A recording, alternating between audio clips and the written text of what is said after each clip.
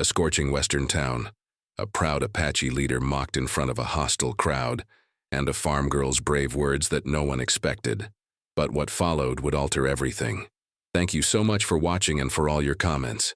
Let me know at the end if you liked the story, and where you're watching from and why you're following this. Arizona Territory, 1885. The scorching summer sun beat down mercilessly upon the dusty plains, casting long shadows across the parched landscape. Clara Bennett wiped sweat from her brow as she hauled another bucket of water toward the struggling corn crops on her family's homestead. At 22, Clara had known nothing but hard work since her parents claimed this land 5 years ago. "Clara," her father's voice carried across the field. "Those Thompson boys are causing trouble again." Clara sighed, setting down her bucket. The Thompson brothers had been making life difficult since they arrived in the valley, trying to pressure smaller landowners to sell. Her father, stubborn as an old mule, refused to budge despite mounting hardships. "What is it this time?" she asked, approaching the fence line where her father stood, rifle in hand. "Diverted water from the creek again. Our eastern field will dry up in days." William Bennett's weathered face was etched with worry. "And now there's talk they're stirring up trouble with the Apache to the north, hoping to scare folks into selling." Clara frowned. Relations with the nearby Apache band had been peaceful, if distant, for years. Chief Nakohe's people kept to themselves in the hills, occasionally trading with settlers but largely avoiding conflict. "That's dangerous talk, Pa. For everyone. Which is why I'm riding to town tomorrow. The marshal needs to know." The following morning, Clara insisted on accompanying her father. Their wagon bumped along the rutted dirt road toward Copper Springs, a small but growing settlement that served the surrounding farms and ranches. The town was unusually busy. Clara noticed a group of men gathered outside the general store, their voices raised. Among them stood the Thompson brothers, gesturing angrily at a tall Apache man who stood silently, his face impassive despite the growing hostility around him. "Look what we got here," sneered Elias Thompson, the older brother. "Chief comes to town looking to trade, but we know what your people are planning." Clara recognized the Apache as Nakohe himself. He wore simple buckskin clothing but carried himself with unmistakable dignity. His black hair hung in 2 long braids, and his dark eyes revealed nothing as Thompson continued his taunts. "Your kind should stay in the hills where you belong," Thompson spat. "Folks are scared, and with good reason." Something in Clara snapped. Perhaps it was the injustice, or perhaps it was the quiet dignity of the chief in the face of such ignorance. Before her father could stop her, she pushed through the crowd. "That's enough, Elias Thompson," she called out, her voice carrying across the street. The crowd fell silent, surprised at the intervention of a woman, especially one so young. "Chief Nakohe and his people have kept the peace longer than you've been in this territory." Thompson turned his anger toward her. "Stay out of this, girl. This ain't your concern." "It concerns all of us when you spread lies to serve your own interests," Clara replied, standing her ground. She turned to Nakohe and, to everyone's surprise, spoke a few halting words in the Apache language, offering respect in the traditional way she had learned from an old book in her father's collection. Nakohe's expression changed subtly, his eyes widening in momentary surprise before a slight nod acknowledged her effort. "You belong with me," Thompson mockingly called out, drawing laughter from some in the crowd. "Look at her, speaking their savage tongue. Maybe she'd rather run off to the hills with the chief here." Clara felt her face flush with anger and embarrassment, but before she could respond, Marshal Davis pushed through the crowd. "That's enough, Thompson. You're causing a disturbance." The lawman turned to Nakohe. "Chief, I apologize for this reception. You're welcome to trade in town as always." As the crowd dispersed, Clara found herself standing near Nakohe. Her father approached cautiously, nodding respectfully to the chief. "Thank you," Nakohe said in perfect English, surprising Clara. "Few would speak for my people." "It wasn't right what they said," Clara replied simply. "The Thompsons spread lies about my people raiding farms," Nakohe continued. "We have no quarrel with settlers who respect the land." William Bennett cleared his throat. "Chief, we believe they're doing it to frighten folks into selling their land cheap. They've been buying up every property they can." Nakohe's expression darkened. "This explains much. 2 nights ago, cattle were stolen from a ranch near our territory. The rancher blamed my people, though we saw white men driving them north. Thompson's men, Clara said with certainty. I fear worse will come, Nakohe replied. They seek to create conflict between your people and mine. As they parted ways, Clara couldn't shake the feeling that something significant had just begun. The chief's final words to her echoed in her mind. Sometimes bridges are built by those brave enough to cross troubled waters first. 2 weeks passed since the confrontation in town, and tensions continued to mount throughout the valley. Clara's father returned from a town meeting with troubling news. 3 more farms had reported missing livestock, and while no one had directly witnessed Apache raiders, the Thompsons had been quick to place blame. Marshal Davis is being pressured to organize a militia, William said gravely as the family sat at their kitchen table. Some are talking about riding up to the Apache settlement. Clara's mother, Sarah, placed a hand over her husband's. That would end badly for everyone. And the Thompsons were there, stirring the pot, William continued. Elias kept mentioning how that Bennett girl seemed mighty friendly with the Apache chief. Clara felt her cheeks burn. That's ridiculous. I only stood up for what was right. I know that, daughter. But folks are scared, and scared people look for someone to blame. The next morning, Clara rose before dawn. Something had been troubling her through the night, a half-formed plan that seemed reckless but necessary. Without waking her parents, she saddled her mare and rode north toward the hills where the Apache band made their camp. The journey took several hours, and Clara had plenty of time to question her judgment. What would Nakohe think of a young white woman arriving unannounced? Would his people even allow her to speak with him? But the alternative, letting the Thompsons' scheme succeed, seemed unthinkable. As she approached the outskirts of the Apache territory, 2 mounted braves appeared suddenly on the ridge above her. They watched silently as she reined her horse to a stop and raised her hands to show she carried no weapons. I seek to speak with Chief Nakohe, she called out, then repeated the request using the few Apache phrases she knew. One of the braves approached cautiously. Why does the white woman come alone? He asked in accented English. I bring warning of trouble. Please, it's important I speak with the chief. After a brief consultation, the braves escorted Clara to their settlement, a collection of traditional wickiups arranged in a small valley protected by steep hills on 3 sides. Women paused in their work to watch her pass, their expressions guarded but not openly hostile. Nakohe emerged from a larger structure, his surprise evident when he recognized Clara. Miss Bennett, this is unexpected. Clara dismounted, suddenly feeling the full weight of her impulsiveness. Chief Nakohe, I apologize for coming uninvited, but I feared what might happen if I waited. The chief gestured for her to follow him to a small fire outside his dwelling. An older woman offered Clara a wooden cup of water, which she accepted gratefully. Speak your mind, Nakohe said when they were seated. Clara explained the growing tensions in the valley, the talk of forming a militia, and her suspicions about the Thompsons' true intentions. They want to drive both your people and the smaller farmers away, she concluded. The missing cattle, I believe they're responsible, hoping to blame your people. Nakohe listened intently, his expression grave. We have seen strangers near our hunting grounds.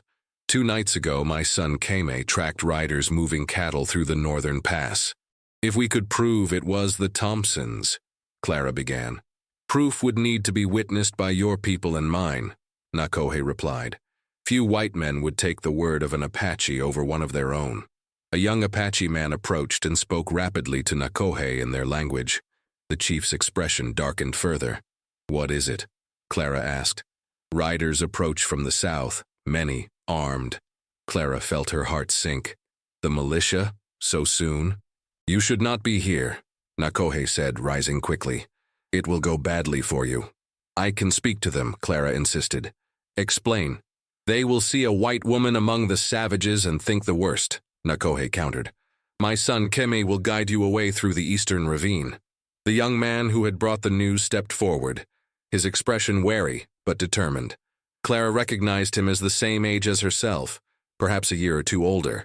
His features resembled Nakohe's, but his eyes held a fiercer intensity. I cannot just leave, Clara protested. You must, Nakohe insisted. Return with your father, perhaps, but not alone, not now. Reluctantly, Clara allowed Kame to lead her to her horse. As they prepared to depart, Nakohe approached once more. "Your courage honors your people," he said quietly, "but the path between our worlds must be walked carefully." Clara and Kim rode swiftly through a narrow ravine, climbing toward higher ground where they could observe without being seen. From their vantage point, they watched as a group of 15 mounted men approached the Apache settlement. Clara recognized Elias Thompson at the front, riding alongside Marshal Davis. "This is wrong," she whispered. "The Marshal should know better." Kim's expression remained stoic, but his eyes reflected concern. "My father will not fight unless forced. He has seen too much bloodshed in his lifetime." They watched as Nakohe emerged to meet the riders, standing tall and unbowed despite being outnumbered. The distance was too great to hear the exchange, but the body language of the participants told enough of the story. "We should go," Kem said finally. "I will see you safely to the edge of your lands." As they rode, Clara learned that Kame had spent 2 years at a government school, explaining his excellent English. He spoke of his people's struggles and their desire to maintain their way of life, while adapting to changing times. "My father believes our peoples could live in peace," Kem said. "But men like Thompson see only what they can take." When they reached the boundary of Bennett land, Clara turned to Kimi. "Thank you for guiding me. Please tell your father I'll try to help however I can." Kimi studied her face for a long moment. "Why do you care what happens to my people?" "Because what's happening isn't just," Clara replied simply. "And because if the Thompsons succeed, none of us will be left with anything worth having." As Kem turned to leave, Clara called after him, "Be careful, all of you." The young Apache nodded once, then disappeared into the growing twilight, leaving Clara to wonder what consequences her impulsive journey might bring. Clara found her parents frantic with worry upon her return. Her absence had been discovered mid-morning, and her father had been preparing to search for her when she rode in. "Where in heaven's name have you been?" Sarah Bennett demanded, embracing her daughter tightly before holding her at arm's length for inspection. Clara took a deep breath. "I rode to speak with Chief Nakohe." The color drained from her father's face. "You did what?" "Someone had to warn them about what's happening," Clara explained, recounting her journey and the arrival of the militia as she had witnessed it with Kem. "The Thompsons are deliberately trying to provoke a conflict, Pa. They're the ones stealing cattle and blaming the Apache."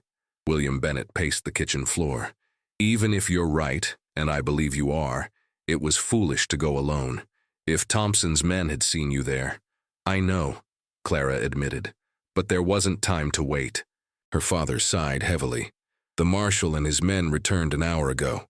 Word in town is that the Apache denied any wrongdoing, and the marshal found no evidence of stolen cattle. It satisfied some folks, but Thompson was telling anyone who'd listen that the savages had hidden the evidence." "We need proof of what the Thompsons are doing," Clara insisted. "And how do you propose we get that?" her father asked. Before Clara could respond, a sharp knock at the door startled them all. William grabbed his rifle before approaching the door cautiously. "Who's there?" he called. "Marshal Davis, Bennett. Need a word." William opened the door to reveal the marshal standing alone on their porch, his expression grave. "Evening, Bennett family," he said, removing his hat as he entered. His eyes settled on Clara. "Miss Bennett, I've been hearing some interesting stories about you today." Clara straightened her spine. "What kind of stories, Marshal?" "Elias Thompson is claiming you've been consorting with the Apache. Says his men spotted you riding with an Apache brave this afternoon." The marshal's tone remained neutral, but his eyes were sharp. "I went to warn Chief Nakohe about the growing tensions," Clara admitted. "His son guided me back to our property line for safety." The marshal sighed heavily. "That was mighty unwise, Miss Bennett. These are dangerous times." "More dangerous because of the lies the Thompsons are spreading," William interjected. "Marshal, you know as well as I do that they're trying to drive both the Apache and smaller farmers out of this valley." Marshal Davis ran a hand through his graying hair. "What I know and what I can prove are different matters. But I'll tell you this, I didn't like the way Thompson pushed for that militia today, nor how disappointed he seemed when we didn't find any stolen cattle." "They're the ones taking the cattle," Clara insisted. "Keme, Chief Nakohe's son, told me they tracked white men moving cattle through the northern pass 2 nights ago." The marshal raised an eyebrow. That's so? Well, that's something I might be able to look into. He put his hat back on. Bennett, keep your daughter close to home for now.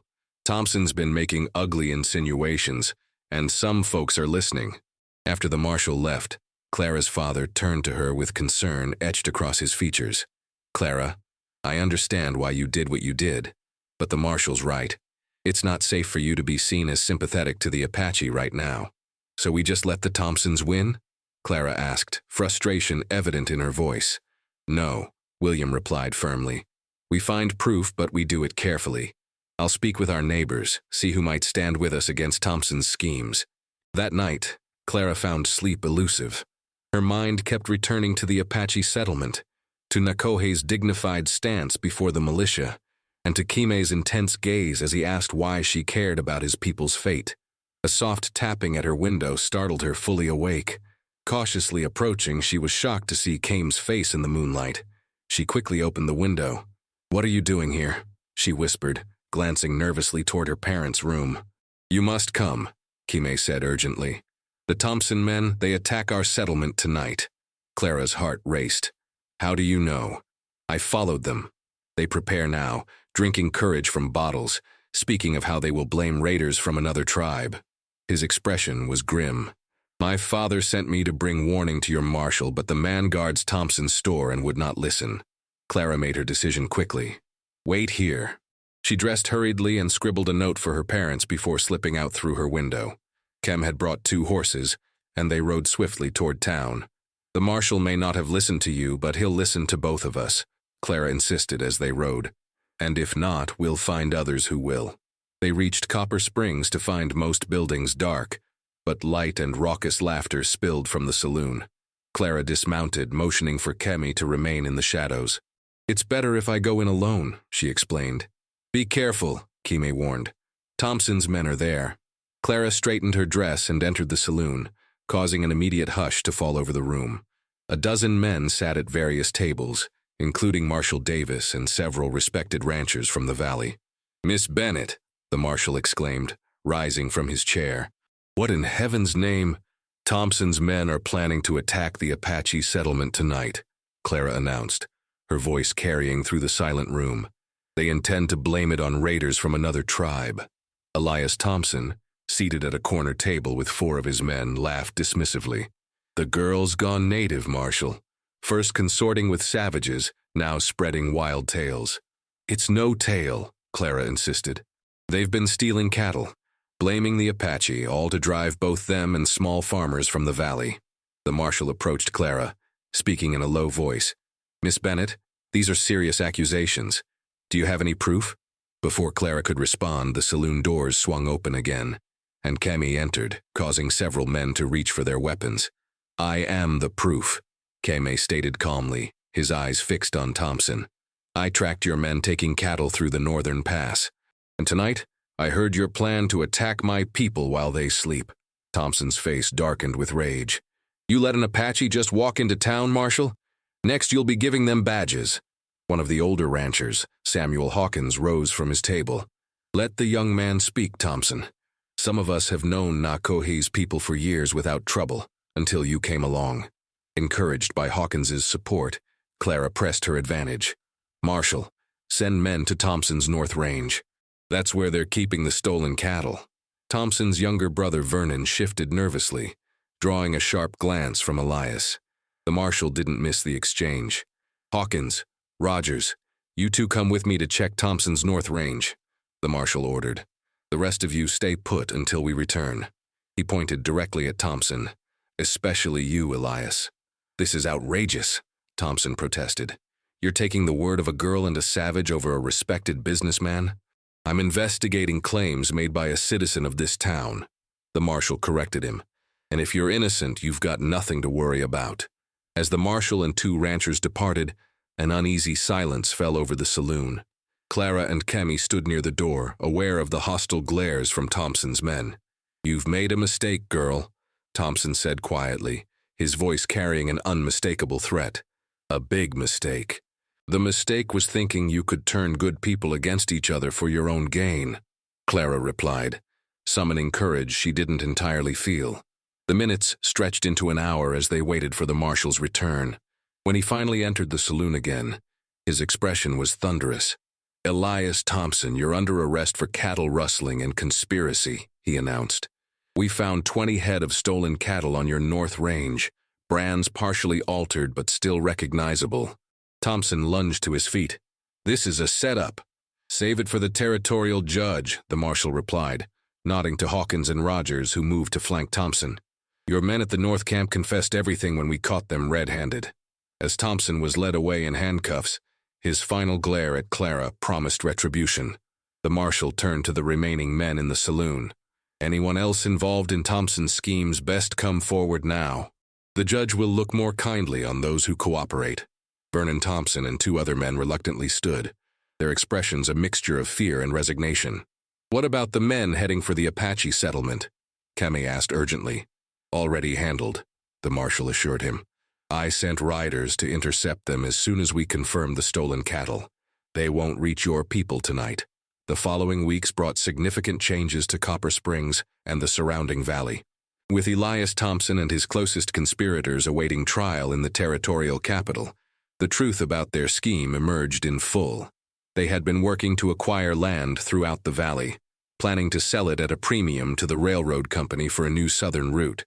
On a crisp autumn morning, Clara rode with her father to attend a council called by both Marshal Davis and Chief Nakohe. The meeting place was a neutral clearing halfway between town and the Apache settlement, where representatives from both communities gathered under a canopy of cottonwood trees. "Never thought I'd see the day," William commented as they approached the gathering. "Apache and settlers sitting in council together."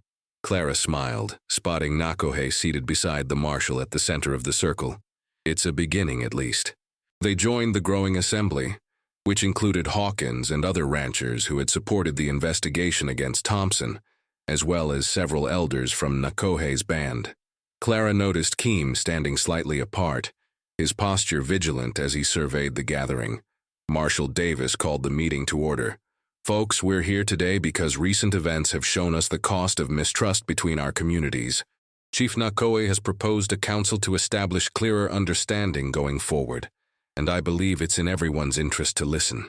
Nakohe rose, his dignified bearing commanding respect from all present. "For generations, my people have lived in these hills. We have seen many changes, many newcomers. Some brought conflict, but others, like many of you, sought only to build homes and live in peace." He gestured toward the surrounding landscape. "This land has room for all who respect it and each other. The recent trouble showed us the danger when dishonest men sow discord for their own gain." Samuel Hawkins spoke up. "Chief, I've been ranching here for 15 years. There have been misunderstandings between our peoples before, but never anything like what Thompson tried to create. How do we prevent such trouble in the future?" "By knowing each other," Nakohe replied simply.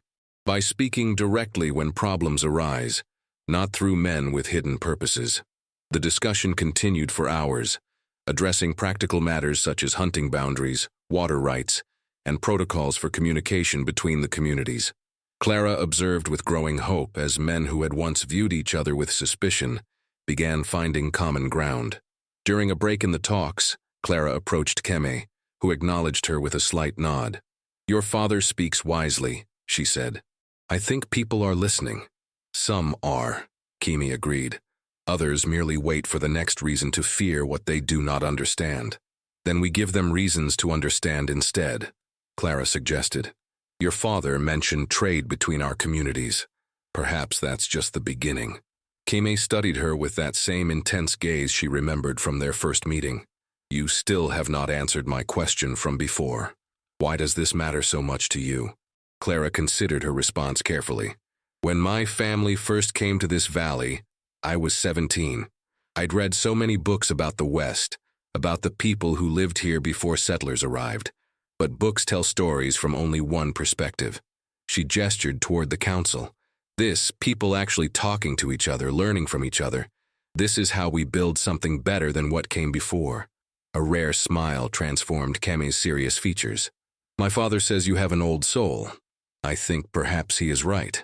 As the council resumed, Marshal Davis proposed a formal agreement between the communities, documenting the understandings reached that day. Each participant would sign or mark the document, creating a record that could guide relations in the future. "This ain't just about us here today," the marshal explained.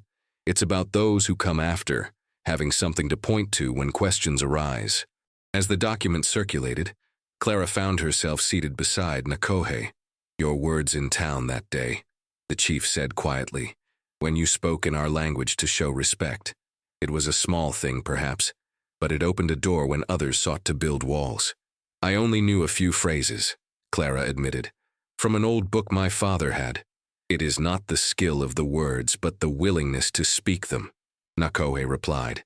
"My son tells me you wish to learn more of our language, our ways." Clara nodded. "If that would be welcomed." "Knowledge shared is never wasted," the chief said. "Perhaps you could teach as well as learn.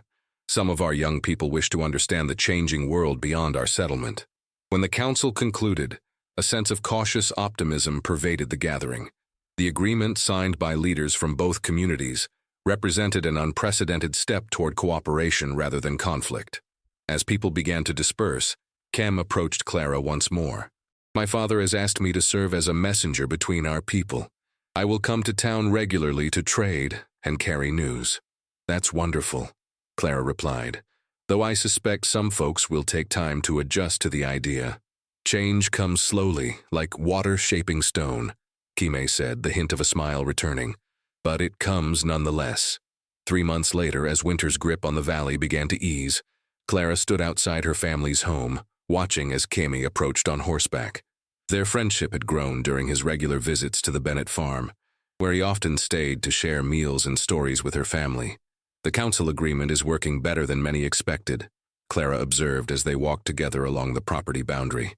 "Even old Mr. Jenkins, who was so suspicious at first, traded 3 of his best saddles for Apache-made leather goods last week, and 4 of our young people now attend the school in town," Kime added. "Though they find your written language most challenging," Clara laughed. "No more challenging than I find yours. Your sister has the patience of a saint trying to teach me." They paused atop a small rise overlooking the valley, where new growth was beginning to emerge from the winter-browned landscape. In the distance, they could see riders approaching from town, the marshal and several others. "More news?" Clara wondered aloud. "Good news, I believe," Kemi replied. "My father received word yesterday that the territorial governor has officially recognized our agreement. The new boundaries and rights will be respected by territorial law." Clara's face brightened. "That's wonderful. It means everything we've worked for has real protection now."